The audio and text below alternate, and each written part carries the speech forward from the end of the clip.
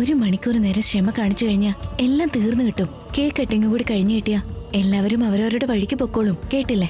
നിന്റെ സ്ഥാനം നീ നഷ്ടപ്പെടുത്തി പുറത്തൊരാളെ പോലെ നിൽക്കുന്നത് കാണാൻ വയ്യാഞ്ഞിട്ടാ, കണ്ട് സഹിക്കാൻ കഴിയില്ലാഞ്ഞിട്ടാ ഞാൻ ഇങ്ങോട്ട് വരില്ലെന്ന് പറഞ്ഞത്. രാത്രിയിലെ ശ്രീകരേട്ടനെ ഞാൻ ആദ്യം വിഷ് ചെയ്തതിന്റെ കുശുമ്പ് കൊണ്ടാ നമ്മളെ വിഷമിപ്പിക്കാനായിട്ട് അവര് ശ്രമിക്കുന്നത്. അതൊന്നും നിങ്ങൾ കാര്യാക്കണ്ട. അല്ല, ദൈവം ഏതെങ്കിലും വിധത്തില് നിങ്ങളുടെ കല്യാണക്കാരി അറിയിക്കുമല്ലോ, അപ്പ കൊടുത്തോളാം, അവൾക്കും അവളുടെ അച്ഛനും അമ്മയ്ക്കും ഒക്കെ.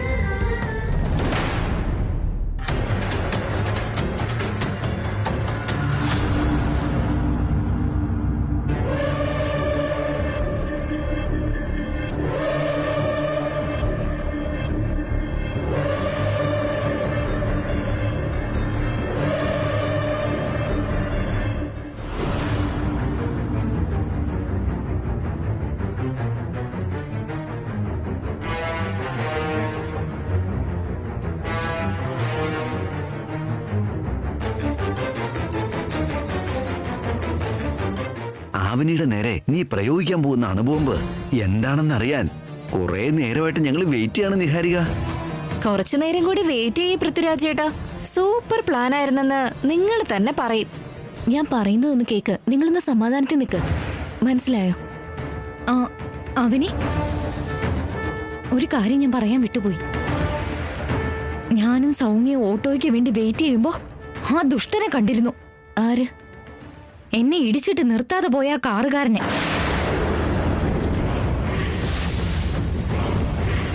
അവനെ പിടിക്കാൻ ഞാൻ കുറെ ശ്രമിച്ചതാ.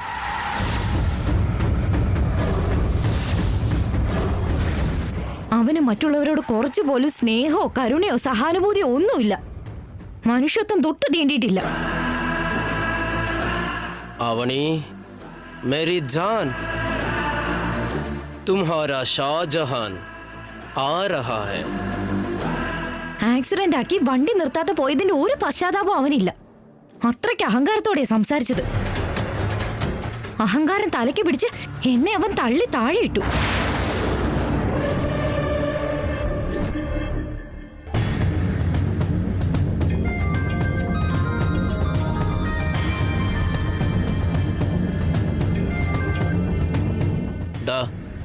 ക്ഷേത്രത്തിലെ ഒരുക്കങ്ങളൊക്കെ കഴിഞ്ഞോ? മാലയും താലിയും ഒക്കെ റെഡിയാണോ? Okay, good. ഓൾമോസ്റ്റ് ഇവിടെ എത്തി. എൻ്റെ ആവനിയുടെ കൂടെ വരാം. കണ്ടിട്ട് അവന്റെ കല്യാണം കഴിഞ്ഞൊന്നും തോന്നില്ല. അങ്ങനെ ഒരുത്തന്റെ ഭാര്യയാവുന്നത് ഏത് പെൺകുട്ടിയാണെങ്കിലും അവള് നരകം കാണേണ്ടി വരും. ആ പെൺകുട്ടിക്ക് കുറച്ചു പോലും ഭാഗ്യമില്ലാത്തത് കൊണ്ടാവും അങ്ങനെ ഒരുത്തന്റെ ഭാര്യ ആവേണ്ടി വരുന്നത്.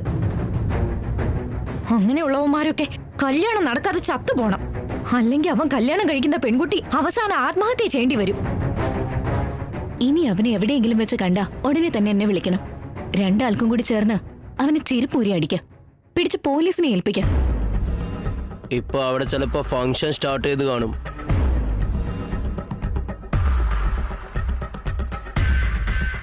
നീയാ എന്റെ ഹോപ്പ്.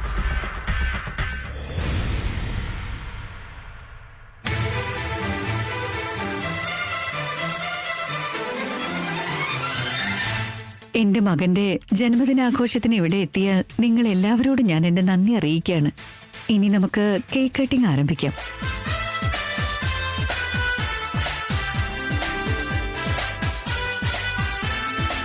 ശ്രീ, കേക്ക് കട്ട് ചെയ്യും മോനെ.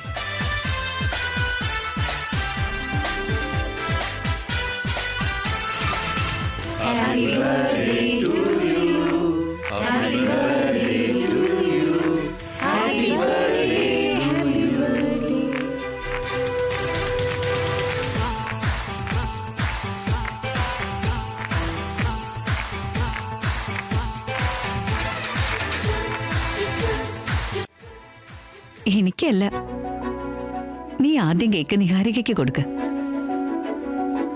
എപ്പോഴും ആദ്യം അമ്മയ്ക്കല്ലേ തരാറ്? ഇനി മോൻ നിന്റെ ജീവിതത്തിലേക്ക് വരാൻ പോകുന്ന പെണ്ണിന് മധുരം കൊടുക്കാൻ നോക്ക്.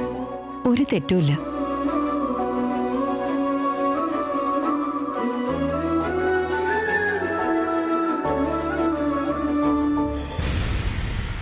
അമ്മ പറഞ്ഞിട്ടും നീ ഇതെന്താ ഇങ്ങനെ ആലോചിക്കുന്നത്? അവൾക്ക് കൊടുക്ക ശ്രീകർ.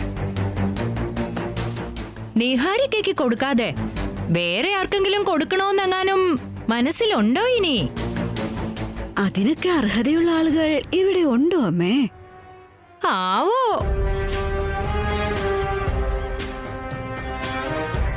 എന്റെ മകളല്ലാതെ മറ്റാരും ഉണ്ടാവില്ല, ഉണ്ടാകാനും പാടില്ല. അർഹതകളൊക്കെ തീരുമാനിക്കാൻ പാകത്തിന് നമ്മളാരും ദൈവങ്ങളൊന്നും അല്ലല്ലോ. ദൈവം ആർക്ക് എന്ത് കൊടുക്കണോ എന്ത് ചെയ്യണോ അതൊക്കെ കൃത്യമായിട്ട് ചെയ്യും. പ്രസാദ് റാവു സാറേ, ഇവിടെ ഞങ്ങൾക്കാർക്കും മനസ്സിലാവാത്ത എന്തോ ഒരു കാര്യം നടക്കുന്ന പോലെ തോന്നുന്നുണ്ട്. എന്താ കാര്യം? അങ്ങനെയൊന്നും ഇല്ല മോളെ. നിങ്ങൾ എത്ര ഇല്ലാന്ന് പറഞ്ഞാലും നിങ്ങളുടെ അനന്തരവള് മരുമോളുടെ വീട്ടുകാരെ വായിൽ വരുന്നതെല്ലാം വിളിച്ചു പറയുന്നുണ്ട്. അത് ഞങ്ങൾക്ക് മനസ്സിലാവില്ലെന്നാണോ നിങ്ങൾ വിചാരിച്ചിരിക്കുന്നേ? ചിലരുടെയൊക്കെ നാവിന് വല്ലാത്ത നീളക്കൂടുതലായിരിക്കും ചേച്ചി. നമുക്കും അറിയാം ചേച്ചി. സുജാത, നിനക്ക് അവനിയോട് ഇഷ്ടക്കൂടുതലുണ്ടായിരിക്കും. പക്ഷെ ആ ഇഷ്ടം ഇവിടെ വന്നവരെയൊന്നും വിഷമിപ്പിക്കുന്ന പോലെ ആവരുത് മോളെ. ദയവ് ചെയ്തൊന്ന് മനസ്സിലാക്ക്. എക്സ്പെൻസീവ് ആയിട്ടുള്ള കൂൾ കേക്കാ, അതിന്റെ ടേസ്റ്റ് മാറും കേട്ടോ. വേഗം മുറിച്ച് കൊടുക്കളിയാ.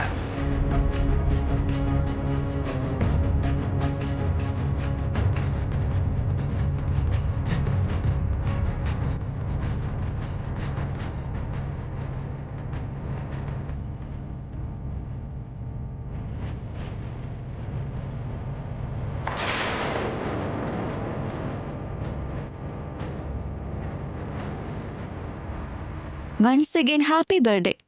താങ്ക്സ്. മോളിന് കേക്ക് ശ്രീകറിന് കൊടുക്ക്.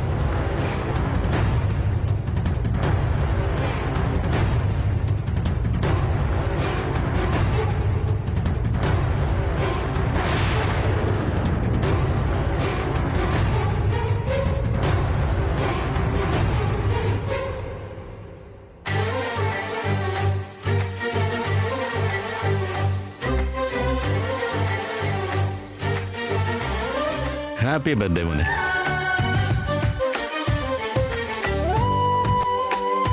ഇതുപോലെ ഇനിയും 100,000 ജന്മദിനങ്ങൾ ആഘോഷിക്കണം മോനെ.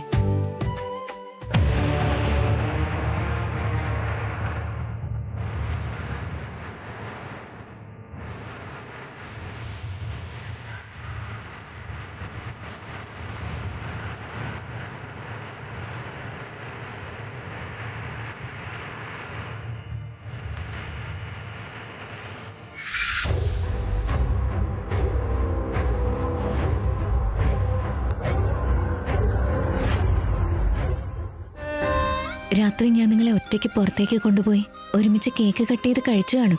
അത് സന്തോഷമുള്ള കാര്യം തന്നെയാ. പക്ഷേ ഇവിടെ വെച്ച ധൈര്യത്തോടെ എനിക്കത് ചെയ്യാൻ പറ്റാത്തതിൽ എനിക്ക് നല്ല വിഷമമുണ്ട്. നിഹാരികയുടെ സ്ഥാനത്ത് എന്റെ ആവനി വേണമായിരുന്നു. അതിനുള്ള ഭാഗ്യം ഇനി അവൾക്ക് എന്നുണ്ടാവോ എന്തോ. മുത്തശ്ശിയെ കൊണ്ട് പെട്ടെന്ന് ആ ലെറ്റർ എടുത്ത് വായിപ്പിക്കണേ ദൈവമേ.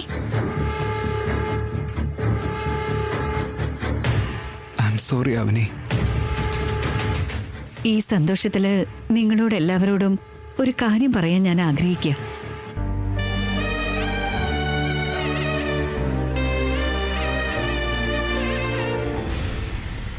കല്യാണക്കാരിയാണോ?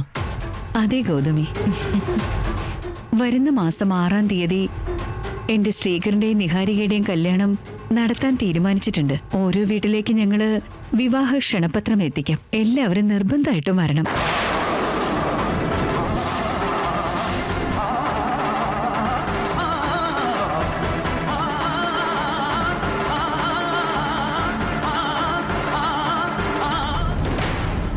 എന്റെ ജാതകത്തിൽ പിറന്ന എന്റെ മരുമകള് ഉടൻ തന്നെ എന്നിൽ നിന്നും ഈ വീട്ടിലെ ആചാരങ്ങളും സമ്പ്രദായങ്ങളും എല്ലാം ഏറ്റെടുക്കുന്നതായിരിക്കും.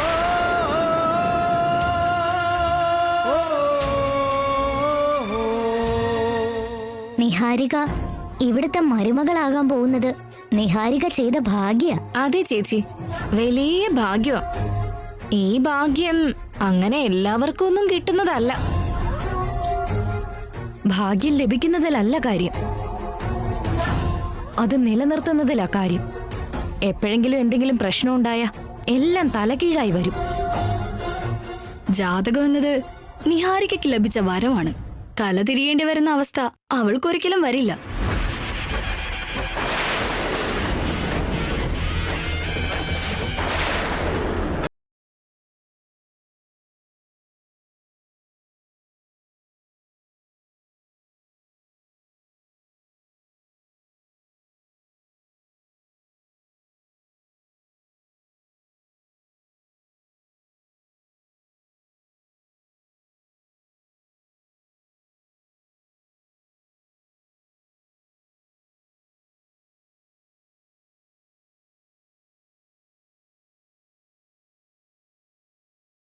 പേപ്പറില് അറിയില്ലേട്ടാ, എന്റെ കാലിൽ തട്ടിയതാ, എന്താണെന്ന് നോക്കാന്ന് വെച്ചു.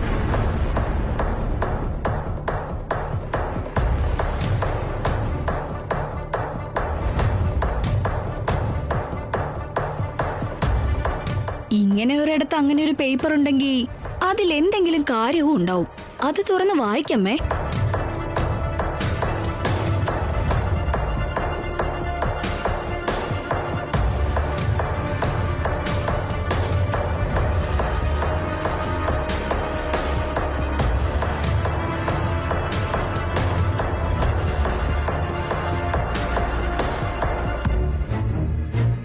പ്രിയ വേദവതി അമ്മയെയും പ്രസാദ് സാറിനെയും ഒരു കാര്യം അറിയിക്കാൻ ഞാൻ ആഗ്രഹിക്കുന്നു.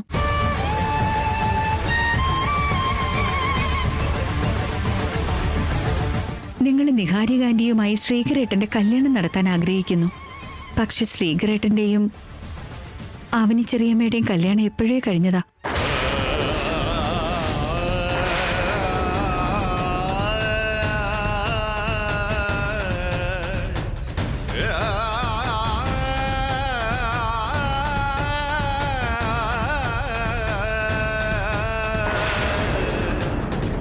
ചെറിയമ്മയുടെ ജാതകം വേറെ ആയതുകൊണ്ട് കല്യാണക്കാര്യം നിങ്ങളോട് അവർക്ക് പറയാൻ കഴിയുന്നില്ല. അവന് ചെറിയമ്മ എന്നും കരയാറുണ്ട്. വിഷമം സഹിക്കാനാവാത്തതുകൊണ്ട് നിങ്ങളെ സത്യങ്ങൾ അറിയിക്കണമെന്നും ഈ ലെറ്റർ വഴി നിങ്ങളെ എല്ലാം അറിയിക്കണമെന്നും ആഗ്രഹിക്കുന്നു.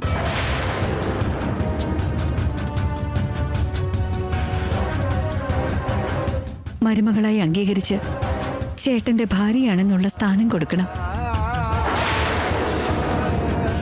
അതിലെന്താ ഉള്ളത് വേദ? അമ്മയുടെ മുഖം നന്നായിട്ട് ചുമന്നിട്ടുണ്ടെങ്കിൽ അതിനുള്ള കാര്യം എന്തോ വലുതായിരിക്കും. അതിലെന്താ ഉള്ളതെന്ന് ഒന്ന് പറയൂ അമ്മേ. ഇതില് ശ്രീകറിന്റെയും മാവനിയുടെയും കല്യാണം കഴിഞ്ഞു എന്നാണ് ഉള്ളത്.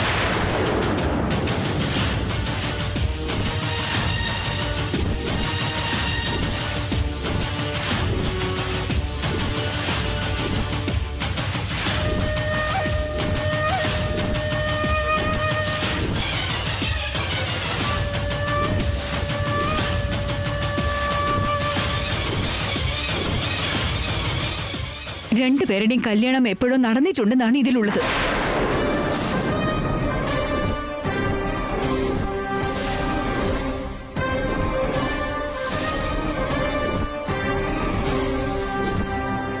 ജാതകം ചേരാത്തതുകൊണ്ടാണ് കല്യാണക്കാര്യം ആരോടും പറയാൻ പറ്റാത്തതെന്നാണ് ഇതിൽ എഴുതിയിരിക്കുന്നത്.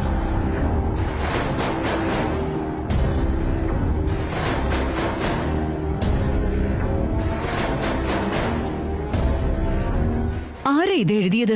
ഞാനാ.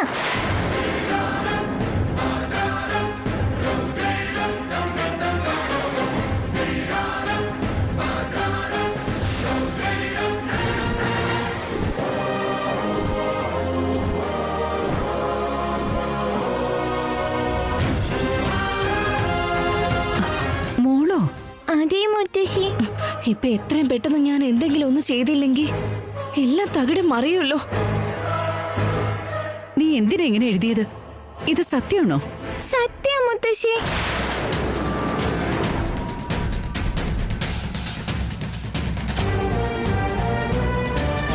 ആവനിയെ കല്യാണം കഴിച്ച് പിന്നെ നിഹാരിക കല്യാണം കഴിക്കാൻ തയ്യാറായതാ. അതുകൊണ്ടാണോ ആവനിയുടെ കൂടെ തന്നെ നടക്കുന്നേ? കൊച്ചുകുട്ടികള് ദൈവതുല്യരാണ്. ഇത് സത്യമാണോ ശ്രീകർ? അമ്മേ, അത് അവൻ ഇത് സത്യമാണോന്ന്? ആന്റി, അത് തീയില്ലാതൊരിക്കലും പുകയുണ്ടാവില്ലെന്നാണ്. സത്യമില്ലാതെ ഒരു കൊച്ചുകുട്ടി ഇങ്ങനെയൊന്നും എഴുതില്ല. ഇത് സത്യമാണോ അല്ലേ എന്ന് പറയാൻ. ഇത് 100% സത്യമല്ലമ്മേ.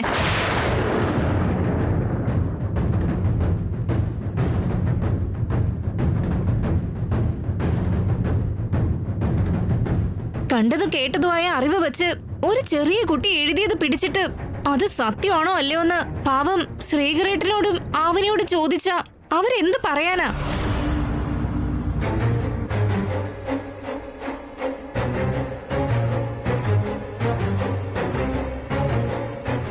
ആവനി എത്രയോ കാലായിട്ട് ഈ വീട്ടിൽ നിൽക്കുന്നതാ. ശ്രീകരേട്ടനും ആവനിയും ഇടയ്ക്കിടയ്ക്ക് ഒരുമിച്ച് നടക്കാറുമുണ്ട്. രണ്ടാൾക്കും ഇടയിൽ എന്തോ വലിയ ബന്ധമുണ്ടെന്നാ നാട്ടുകാരുടെ എല്ലാവരുടെയും വിചാരം. അപ്പൊ പിന്നെ ഒരു കൊച്ചുകുട്ടി കരുതില്ലേ, അതുകൊണ്ടാ അവൾ ഇങ്ങനെയൊക്കെ എഴുതിയത്. ശരിക്കും അവരുടെ കല്യാണം കഴിഞ്ഞു. സൗമ്യ, മിണ്ടാതിരിക്ക. ഒരു കൊച്ചുകുട്ടി അത്ര ഉറപ്പിച്ച് പറയുന്നെങ്കിൽ എനിക്കൊരു സംശയം തോന്നുന്നുണ്ട് നിഹാരിക. അത് സത്യമായിരിക്കും. അല്ലെങ്കിൽ നമ്മുടെ വീട്ടിൽ വിരുന്നിന് വന്ന ആവനി അധിക ദിവസം നിൽക്കുന്ന എന്തിനാ? ഇതിന്റെ സത്യം എന്താന്ന് നമ്മൾ അറിഞ്ഞേ പറ്റൂ. ഒരു കൊച്ചുകുട്ടി അത് സത്യമെന്ന് പറയുമ്പോ നിങ്ങളൊന്നും പറയാത്തത് എന്താ ഏട്ടാ? ശ്രീകർ, എന്താടാ ഇത്? എല്ലാവരുടെയും മുന്നിൽ വെച്ച് കുടുംബത്തിന് ചീത്തപ്പേരുണ്ടാക്കാനാണോ? അച്ഛാ, അത് നിങ്ങൾ തെറ്റ് ചെയ്തിട്ടില്ലെങ്കിൽ പിന്നെ ആർക്കും അതിനൊരു എക്സ്പ്ലനേഷൻ കൊടുക്കേണ്ട ആവശ്യമില്ല ശ്രീകരേട്ടാ. സത്യം പുറത്തു വന്നു.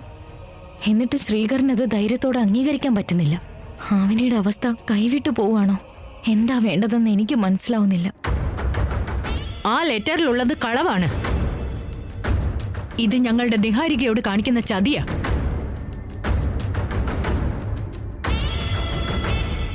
അതെ പ്രസാദ് റാവു സാർ, നമ്മുടെ രണ്ട് കുടുംബങ്ങൾ തമ്മിൽ ചേർന്ന് ഇഷ്ടമില്ലാത്ത ആരോ ചെയ്യുന്ന കാര്യങ്ങളാണിതെല്ലാം. എനിക്കിപ്പോ ഒന്നും മനസ്സിലാവുന്നില്ല. എന്റെ ഹൃദയം നിന്ന് പോകുന്നു തോന്നുന്നുണ്ട് എനിക്ക്. അമ്മ ശ്രീകരേട്ടനെ വിശ്വസിക്കണം.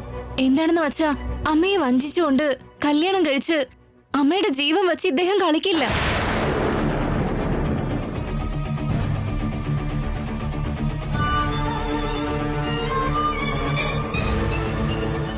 അതുപോലെ ആവനിയെ വിശ്വസിക്കണം അമ്മേ. എന്താണെന്ന് വെച്ചാ ആവനി ഈ കുടുംബത്തിന് നല്ലത് സംഭവിക്കാൻ ആഗ്രഹിക്കുന്നവളാ, ദോഷം ആഗ്രഹിക്കുന്ന വ്യക്തിയെ അല്ല.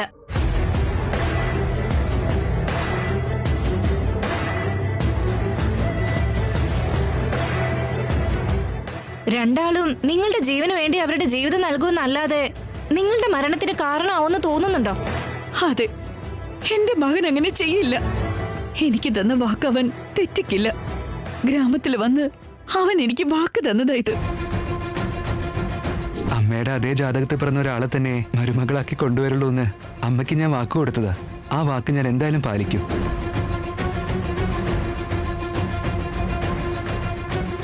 അവനിയും നല്ല കുട്ടിയാണ്. അവനി ഒരിക്കലും അങ്ങനെ ചെയ്യില്ല. ആ മോള് തെറ്റിദ്ധരിച്ച് അറിയാതെ ഇങ്ങനെ എഴുതിയതായിരിക്കും.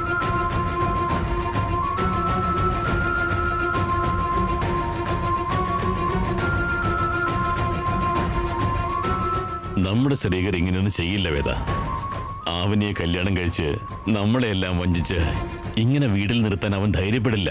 നീ ഒന്ന് സമാധാനായിട്ടിരിക്കെ.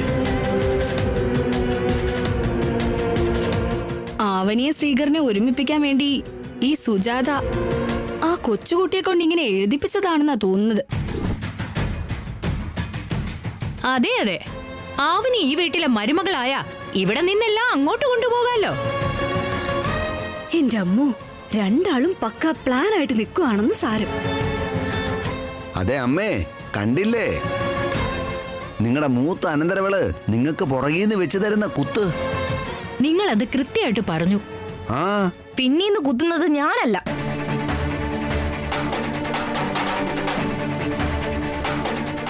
ഒരു കുട്ടിയെ മുന്നിൽ നിർത്തി നാടകം കളിക്കേണ്ട അവസ്ഥ എനിക്കില്ല.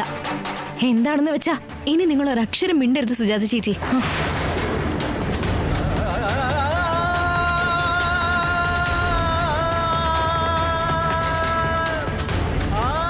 ഒന്നും പറയരുത്. അവൾക്ക് എന്തോ തെറ്റ് സംഭവിച്ചതാണ്. നിങ്ങളിത് വിട്ടേക്ക്. അതെ അമ്മ, ശ്രീകരേട്ടന്റെ പേരിലും ആവിനയുടെ പേരിലും ഫ്യൂച്ചറിൽ ഇതുപോലൊരു റൂമർ സ്പ്രെഡ് ആകാതിരിക്കണമെങ്കിൽ അതിനൊരു പരിഹാരം ആലോചിച്ചേ പറ്റൂ.